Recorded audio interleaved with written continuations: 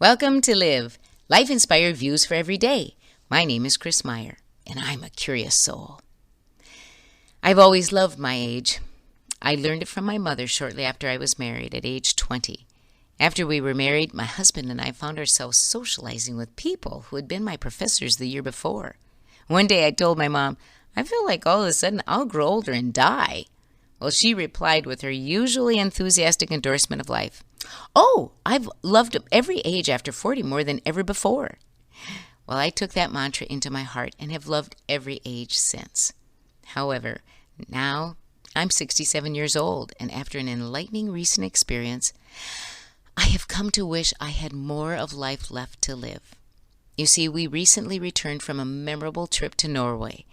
While there, I had an experience that deeply affected me. It was our visit to the Nobel Peace Center in Oslo. On the plane while traveling to Norway, I happened to watch the movie Invictus, which is about Nelson Mandela's election to lead the government of South Africa after 27 years in prison.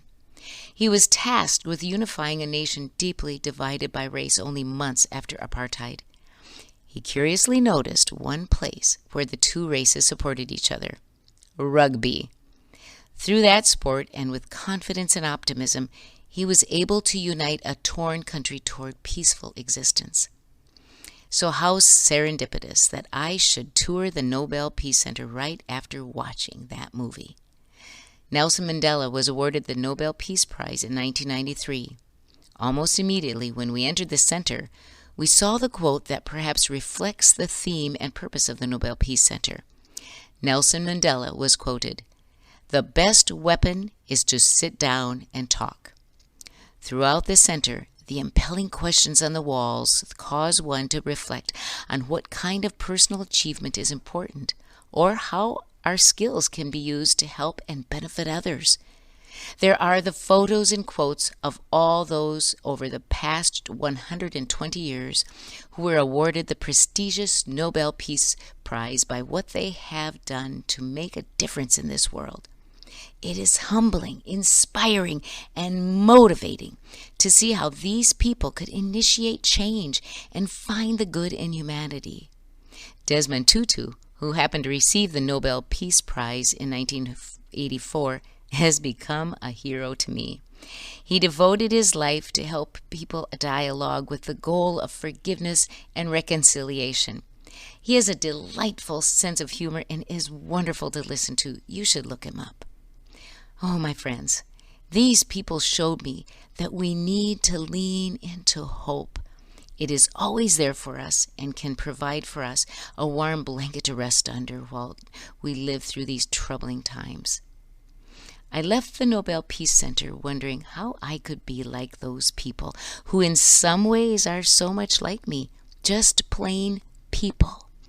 But they made a difference with their courage, confidence, determination, and faith in the basic goodness of people. I'm motivated now at 67 to use whatever tools and time I have through my teaching, my love for my family and friends, my podcast, and my curiosity to spread the belief that it is possible to see and hear each other to heal our nation. When I taught career counseling, I always asked the students to think of 5 lives they would have liked to live, no matter the education or cost to become it. Then they were to look at how it might be possible to attain those lives, or how closely they live those lives, and through what they do currently with their lives and their goals, or what they might do instead to adapt to something similar. One of my lives would have been to be an emergency room doctor. I didn't become one, but I did work as an EMT on an ambulance for over 20 years. It was similar and fulfilling. You might want to try this activity yourself. So I'm 67 years old now, and I want to be a peace activist. There is so much left to be, no matter if you are 24, 42, 93, or 67. We simply have to say yes. Yes to believing in people and ourselves. Yes to listening to the words that others speak in conversation instead of thinking what we will say when they finish talking. Yes to looking harder to see the good which is all around us, waiting to be noticed. Outside the Nobel Peace Center in Oslo sits a bench called the best weapon, reflecting Nelson Mandela's quote, "The best weapon is to sit down and talk." So this week, will you put that slogan on your bathroom mirror? Then at the end of the day, when you see it again, ask yourself, who did I listen to today? Then you will be a peace activist. Join me next Monday for Live, life-inspired views for every day. I'm Chris Meyer, and I'm a curious soul.